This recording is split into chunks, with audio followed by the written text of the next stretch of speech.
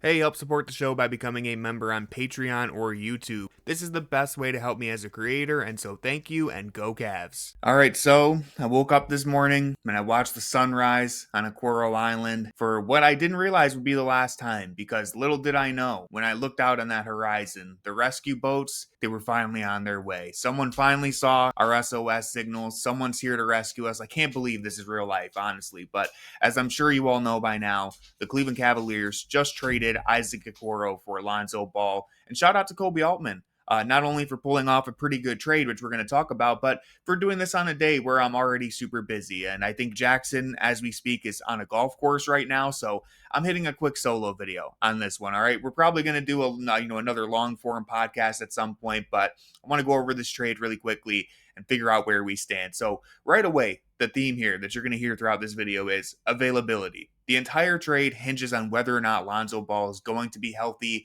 If he's not healthy and available, then this really means nothing, right? Because guess what? Lonzo Ball hasn't played more than 35 games in a season since 2021, since we were dealing with COVID restrictions and stuff. So basically, he's missed half a decade of basketball, right? He's just not been available. He's had 3 surgeries done on the same exact knee. So I would say there's plenty of concerns here as far as whether or not Lonzo Ball is actually going to be able to play when it matters most.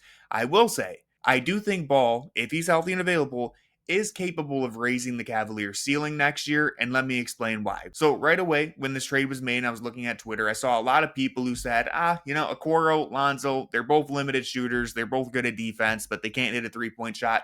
How much of a difference does this make? They have the same limitations. Well, here's the thing. They have similar limitations, yes, but Lonzo Ball excels in some key areas that we had just been basically begging Okoro to develop, right? So think about it. Everyone wants Okoro to become a better three-point shooter. That's the obvious area of development that we've been asking for. But what are the other things that we wanted to see? One, could he dribble the ball a little bit? Could he do some playmaking? Two, could he please grab a rebound? If anyone could help out on the glass, Okoro, it would have been huge if he could have done it. And three, this third one's maybe a little bit more greedy, but can you actually make things happen on defense? Because look, Okoro, he's a very good defender, right?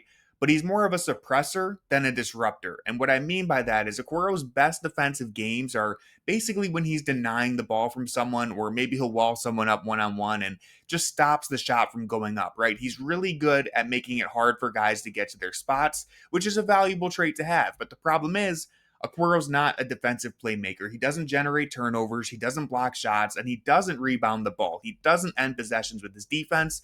Lonzo Ball ends possessions, and that's important. When he's healthy, again, that's the big key here. I'm going to keep saying it. When he's healthy, when Lonzo Ball is out there, he's a disruptor. So Okoro, he's a suppressor. Lonzo is a disruptor. He generates turnovers. He averaged a career high 2.2 steals per 36 minutes in Chicago last season. For reference, Lonzo Ball played 300 fewer minutes than Okoro last year, and he still finished with 15 more steals than Okoro. And a big reason for this is because, again, Lonzo Ball, he makes things happen. He's a basketball savant. The dude is legitimately a basketball genius. And that's going to be the big difference here because, yes, Lonzo, he's not an elite three-point shooter. We're going to talk about that more in a second. But you can put the ball in his hands and he can run in offense. He's going to have a field day playing next to all of Cleveland's offensive weapons. He's going to be playing in a sandbox with Evan Mobley, the two guards. Like, it's going to be so much fun for Lonzo Ball to create plays in the system. This is a guy who, if you give him an advantage to attack, he can make a defense pay. He's got great instincts for the game, and that translates to both offense and defense. Because guess what?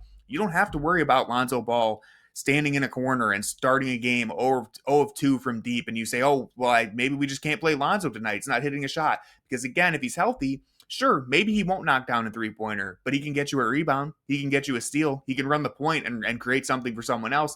He's able to make an impact in more ways than one, is the point that I'm getting to. And when it comes to Okoro, who I've always been higher on, but in Okoro's case, it was always, can his defense be good enough to justify how much of a liability he is on offense?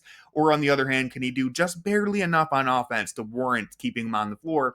The reality is, a lot of times that gamble wasn't working out for the Cavs. The margin for error with Lonzo Ball is a lot larger because he can do so many more things that you're not going to be as stressed about whether or not you can keep him on the floor with his three-point shooting. Of course, keeping him on the floor is the issue for other reasons. He needs to stay healthy, but the last thing that I want to talk about here as far as his fit on the court, actually two things. One, Lonzo's already going to be like the best screen navigator on this team. He's a legit 6'6". He moves his feet well. He can fight around or go through any screen. He can even scale up and defend some wings, which is just a really great tool for the Cavs to have. And two, the second point that I want to make, I can't blame anybody who doesn't believe in Lonzo's jumper because, to be clear, I don't really believe in it. But if you look back earlier in his career, he did shoot 37% from deep in back-to-back seasons, and then he shot a career high 42% on nearly 8 attempts per game in 2022. And so you might look at their percentages and think Lonzo and Okoro are similar shooters, but Lonzo has actually hit twice as many threes in his career as Okoro, and that's in about 50 fewer games. So Lonzo is a much, much better shooter than Okoro, all things considered, even if I still wouldn't consider it a huge strength, right? I think there's still big question marks about Lonzo as a three-point shooter, but this is a playable offensive player who can do all the dirty work that Okoro, for whatever reason, as much as we asked, he just never managed to make that an aspect of his game. And so the last point here is that Lonzo's money next year, it's not guaranteed. So if this all blows up in the Cavs' face, they won't be the ones left holding the bag, right? They'll get off of that easily. So putting all this together, Lonzo adds a new offensive wrinkle in the sense that he is a true point guard who can run the second unit and dribble the ball. And listen, we just saw the Cavs get full court pressed to death against Indiana. So having another ball handler who can create advantages, it's very important in today's NBA. I think we learned that lesson the hard way. So Lonzo gives you that while being a better shooter, a better rebounder, an outlet passer, which I think is an underrated skill that he has. He's a great screen navigator. He can scale up to defend wings. He's a great on-ball defender. He'll generate more steals. He'll just do more things for the Cavs if he's healthy. And that's the big if. None of us really feel confident about it, but if he's healthy when it matters, that's going to be the key here. Because yes, Okoro helped the Cavs a lot in the sense that he's super durable, and throughout an 82-game schedule, he can just eat a bunch of innings for you. But Lonzo, if all things work out, could be a 16-game player, right? If he's healthy for the playoffs, that's when it matters the most.